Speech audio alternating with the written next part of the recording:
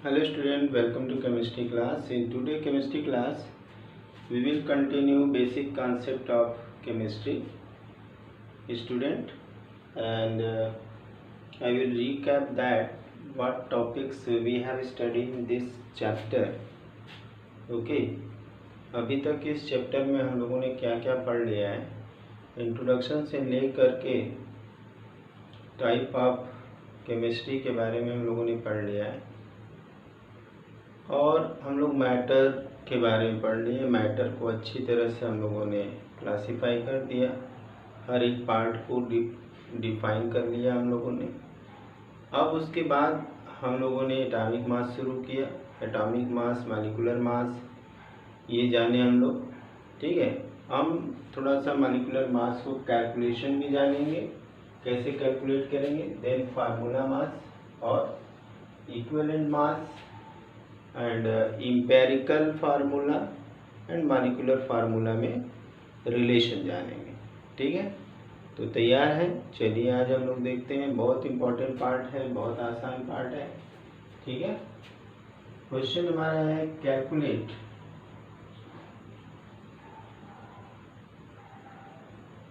Calculate molecular mass of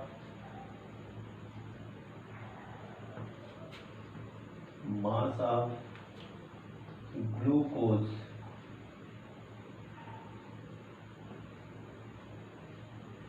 comma methane ethanol. Okay, question एक इस तरह से हो सकता है, सीधे नाम दे दिया और फार्मूला मॉलिक्यूलर मास कैलकुलेट करने के लिए कह दिया।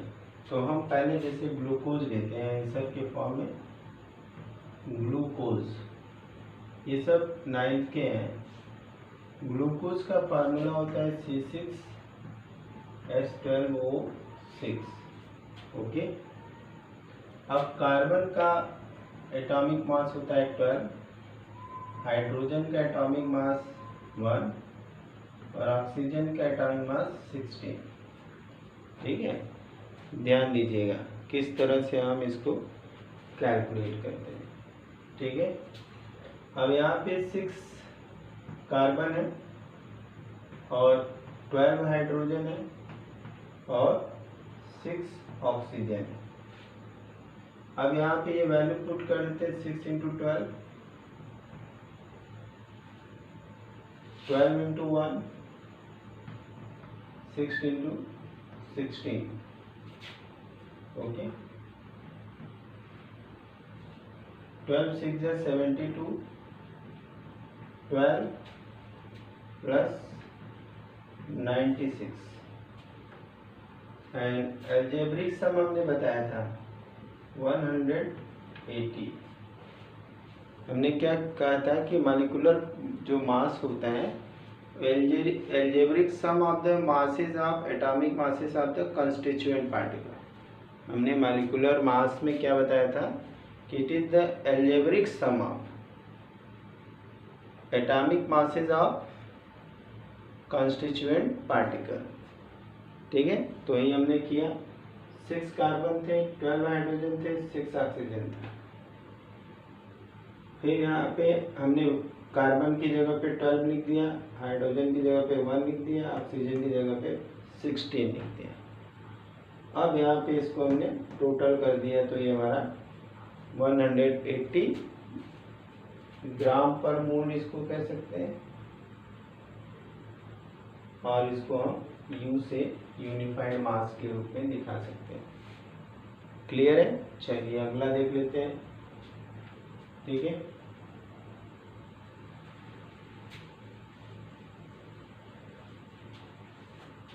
अब यहाँ पे मीथेन बोल दिया, मीथेन।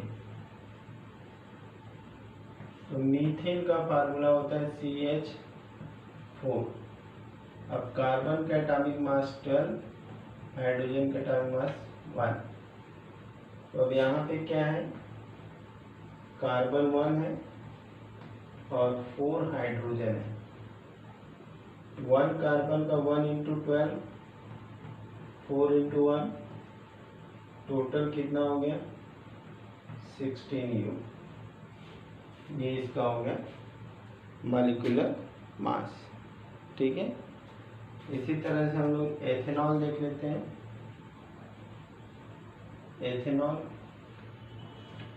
एथेनॉल क्या कहता है, फार्मूला C2H5OH। ठीक है, अब यहाँ पे 2 कार्बन है और 6 हाइड्रोजन है और 1 ऑक्सीजन है। सबका मास हम लोग जानते हैं, 2 इंटू 12 कर देंगे, 6 इंटू 1 कर देंगे और 1 इंटू 16 कर देंगे। ठीक है, अब इसको क्या करेंगे, टोटल कर देंगे। 24, 6 प्लस 16। ठीक है, ये हो जाएगा यहाँ पे 30 प्लस 16 इक्वल टू 46U आ गया।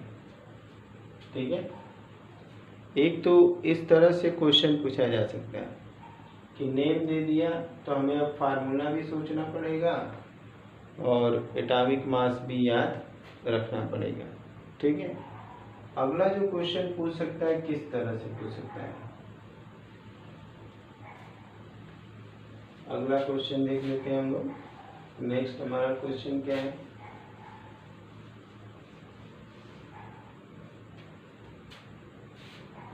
Calculate molecular mass of given compound.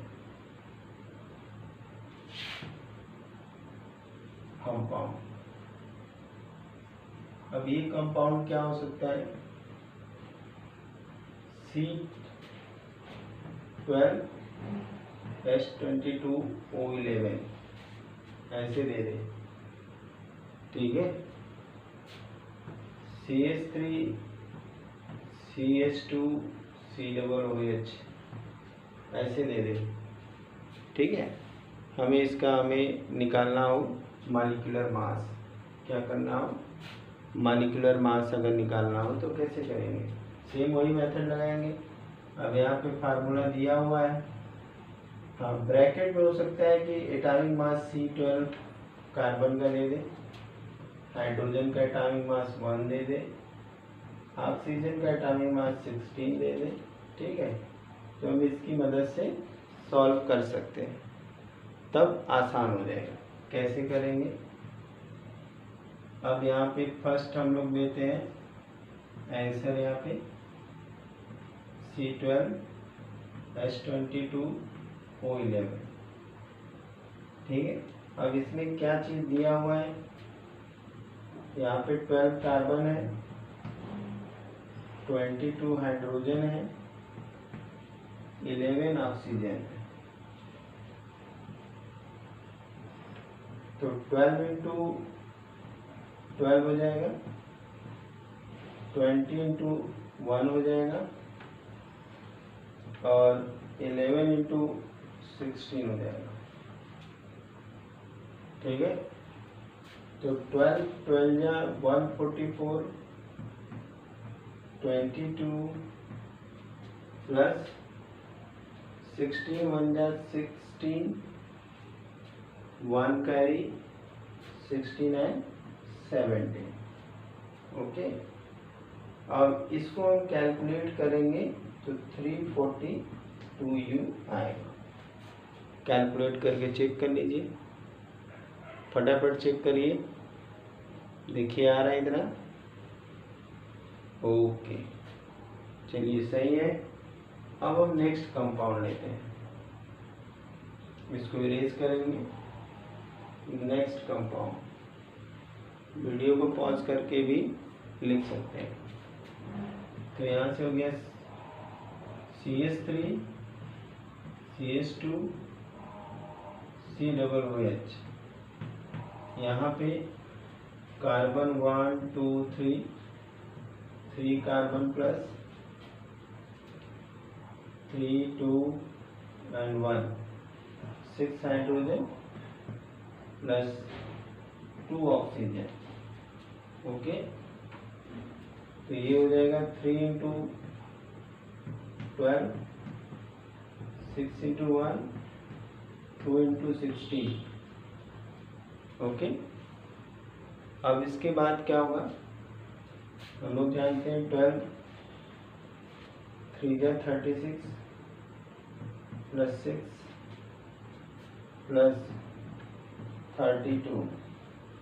Okay, अब यहाँ पे इसको हम ऐड कर देंगे, ये कितना हो जाएगा 36 plus 38। Okay, 8 and 6 14, 1 carry, 3 3 6 and 7। This is the molecular mass of CH3CH2COOH। तो इस तरह से भी क्वेश्चन हो सकते हैं, इस बात को ध्यान में रखना है। चलिए, तो अब आई होप कि सबको जो है कि मॉलिक्यूलर फार्मूला निकालने आ गया होगा। ठीक है, बुक से प्रैक्टिस करके बताइएगा अगर कहीं कोई दिक्कत हो तो। ठीक है, अब हम आ जाते हैं फार्मूला मास पे। फार्मूला मास क्या होता है? फार्मूला मास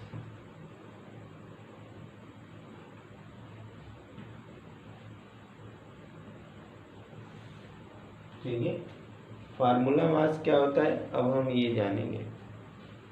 अब इसमें बच्चों थोड़ा सा यहाँ पे हमें सोचना है कि हम किसके लिए फार्मूला मास यूज करेंगे। हम लोग कंपाउंड दो तरह के जानते हैं। एक तो कंपाउंड होता है कोवेलेंट कंपाउंड, जो अभी हम लोगों ने लिखा तो सारे कोवेलेंट कंपाउंड थे और उनका हमने मॉलिक्यूलर मास निकाल लिया। लेकिन कोई ऐसा कंपाउंड हो जहाँ पे दो एलिमेंट आपस में किसी फोर्स से बंधे हो, न कि बॉन्ड से बंधे हो।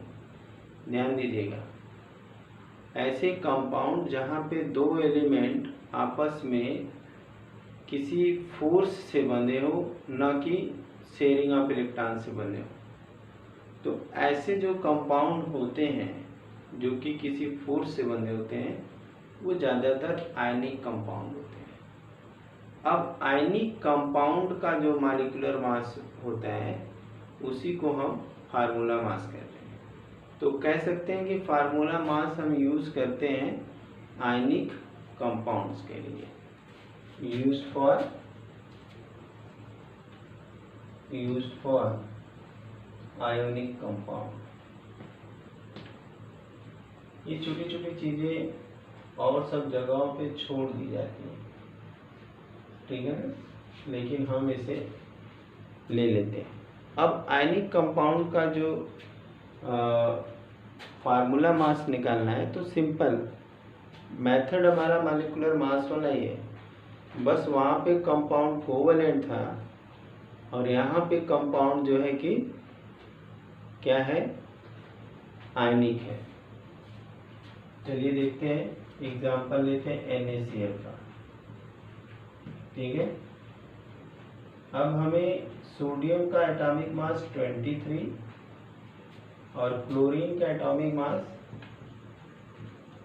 35.5। ठीक है, कैसे इसको सॉल्व करेंगे? यहाँ तो ऐसे साफ दिखाई दे रहा है कि Na प्लस है और Cl माइनस है।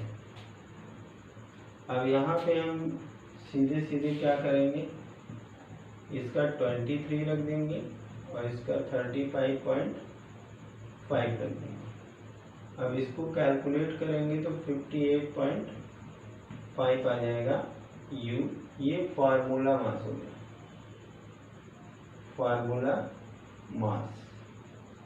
ठीक है, यही हमारा फार्मूला मास है। नोट कर लीजिए, एक दो और एग्जांपल कर लेते हैं फटाफट, ताकि ये बहुत अच्छे से आ जाए हम लोग को। ठीक है, हैव यू नोटेड? चलिए एक कंपाउंड और ले लेते हैं।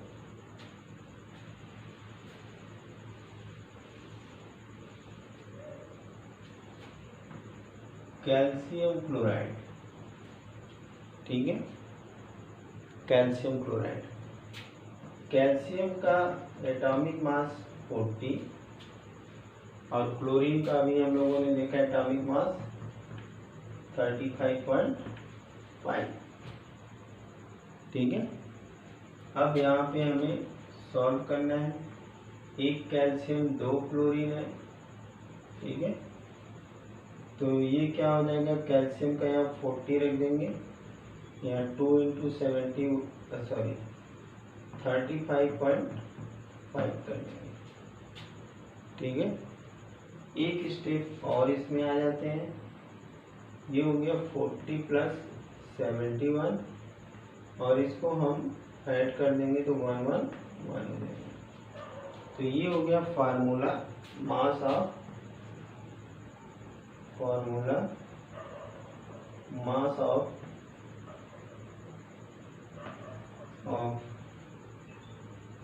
CaCl2, ठीक है।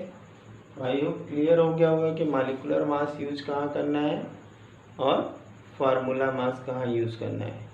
इसको फटाफट नोट कर लीजिए। अब नेक्स्ट हम यहाँ पे देखेंगे equivalent mass.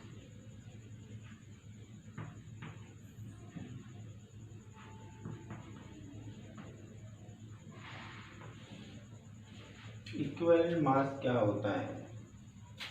It is the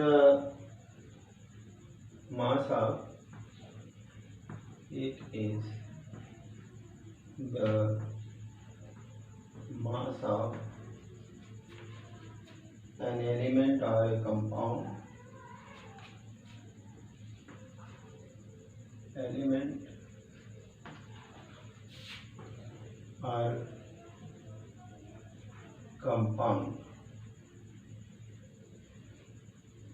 which combined with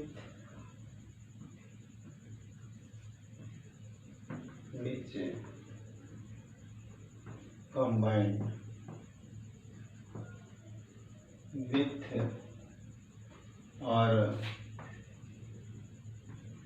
displaced by weight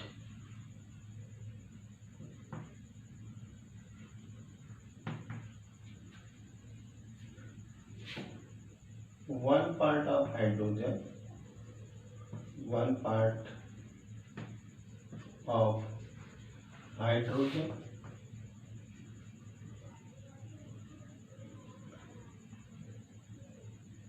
and 8 part of oxygen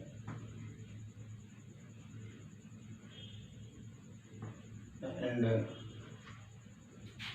35.5 part of chlorine, ठीक है। कैसा लग रहा है? बहुत टिपिकल लग रहा है, नहीं? ऐसी कोई बात नहीं, बहुत आसान है। ये किसी एलिमेंट या कंपाउंड का मास होता है, किसी भी एलिमेंट या कंपाउंड का मास होता है जो कि उतने ही मास से वो कंबाइंड करता है या किसी रिएक्शन में डिस्प्लेस करता है।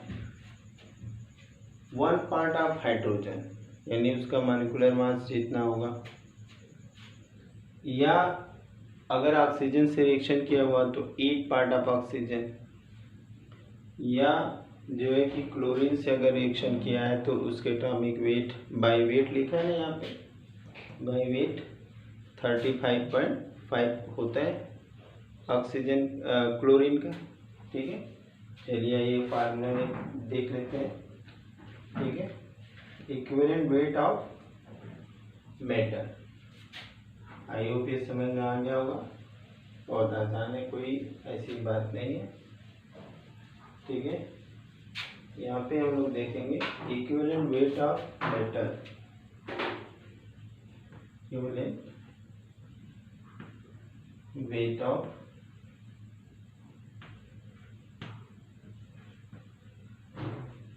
मेटल क्या है,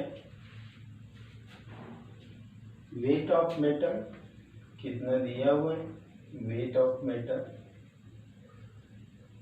ओके, और weight of hydrogen displaced, weight of hydrogen displaced.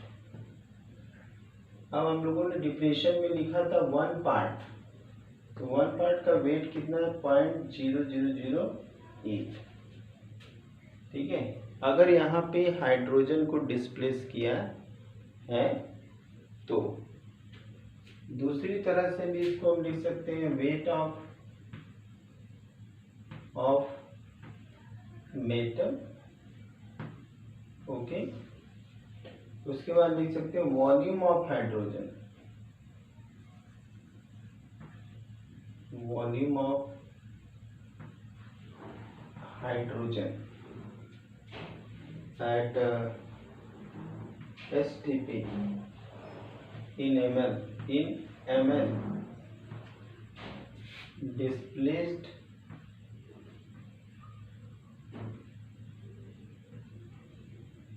at STP और into हो जाएगा 1120,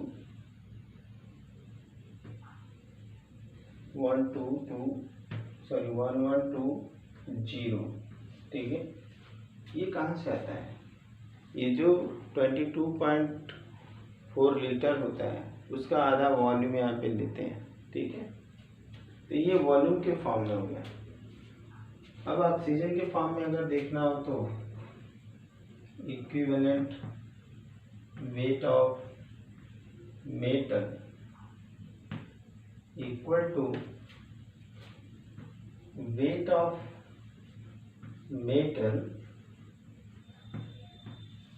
अपॉन क्या हो जाएगा, weight of oxygen, weight of O2 displaced into 8। अगर ऑक्सीजन को डिस्प्लेस किया है तो उसके एटॉमिक मास 8 से मल्टीप्लाई कर देंगे, ठीक है। हमने डिफिनेशन लिखा 8 part of oxygen, 8 part of oxygen. ऐसे अगर हम क्लोरीन के साथ लिखेंगे तो क्या लिख सकते हैं, दिख रहा है, okay. Wait of metal divided by weight of Cl2 displaced, कितना पार्ट होता है, 35.5, ठीक है। तो ये हो गया हमारा इक्विवेलेंट वेट। और भी कुछ जनरल फार्मूला आते हैं इक्विवेलेंट वेट से। ये सारी चीज़ें हमें सेकेंड ईयर यानी 12th में भी बहुत काम आएंगी।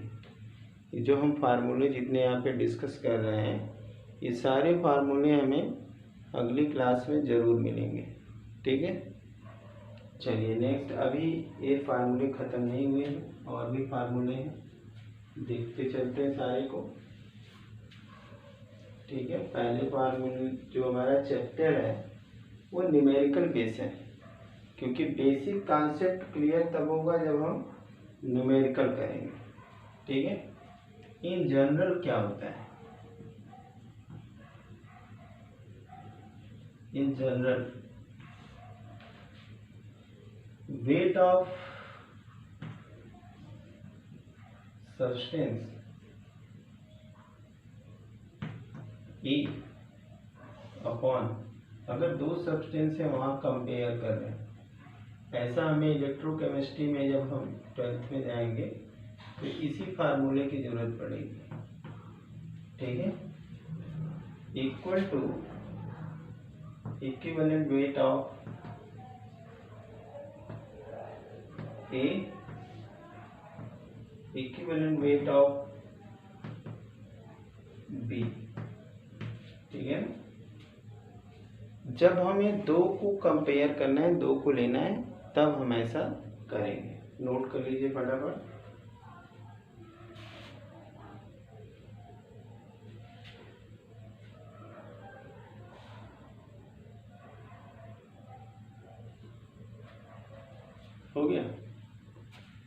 चलिए नेक्स्ट देख लेते हैं हम लोग। इरेज करें। अगर कैसा ऐसा कंडीशन हो, एक कंपाउंड दूसरे कंपाउंड में कन्वर्ट हो रहा हो सेम मेटल के, when if one compound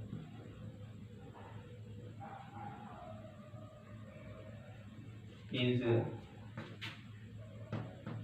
converted in another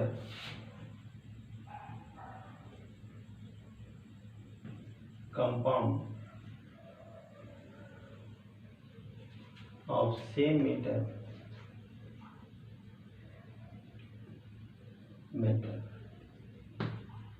then क्या होगा? अगर एक कंपाउंड दूसरे कंपाउंड में कन्वर्ट कर रहा है और मेटल यहाँ पे सेम है, मेटल क्या है? सेम है, तो उस कंडीशन में फार्मूला क्या होगा? ठीक है, जैसे कहने का मतलब एनायन और कैटायन है, ठीक है।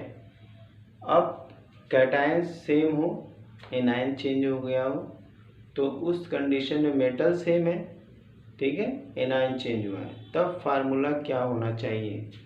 तो हमारा फार्मूला होता है वेट ऑफ, सेम वही फार्मूला होता है वेट ऑफ कंपाउंड ए, थोड़ा सा और इधर से लिखते हैं, weight of compound A first upon weight of compound second equal to equivalent weight of metal plus equivalent weight of anion, equivalent weight of anion of compound first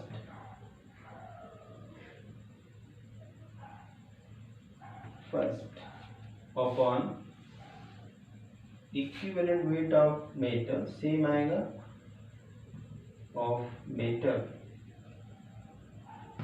यहाँ पे भी metal ऑफ लिख देना है, plus equivalent weight of cation, sorry anion तो same रहेगा ना, anion of compound 2, ठीक है, इसको नोट कर लीजिए फटाफट। ओके, अभी और भी बहुत सारे फार्मूले हैं। नेक्स्ट हम आते हैं, इसको नोट हो गया होगा, चलिए बहुत अच्छे। अब जैसे हमें देखना है कि equivalent weight mass of the salt, equivalent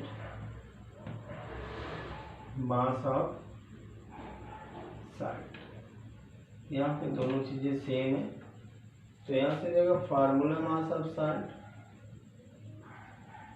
formula mass of salt divided by total number of positive और नेगेटिव आयंस, पॉजिटिव और नेगेटिव आयंस, कितने नेगेटिव आयंस हैं और कितने पॉजिटिव आयंस हैं उससे डिवाइड कर देंगे, उससे क्या करेंगे? डिवाइड कर देंगे। जैसे एक एग्जांपल ले सकते हैं हम लोग, कैल्शियम क्लोराइड। अब इसका इक्विवेलेंट मास निकालना है, तो क्या हो जाएगा? 40 + 71 अपॉन कितनी कैटायन है? इसके ऊपर 2 चार्ज आएंगे, या हम टोटल चार्ज, आप यहाँ पे चार्ज लिख दें तो सही है, ठीक है। तो टोटल चार्ज 2 आएगा, यहाँ पे हो जाएगा 1 1 1 डिवाइडेड बाई 2, तो कितना हो जाएगा 55.5। ओके, ये हो गया equivalent weight of calcium chloride. इसके आगे हम लोग कल और भी देखेंगे। Thank you, have a nice day.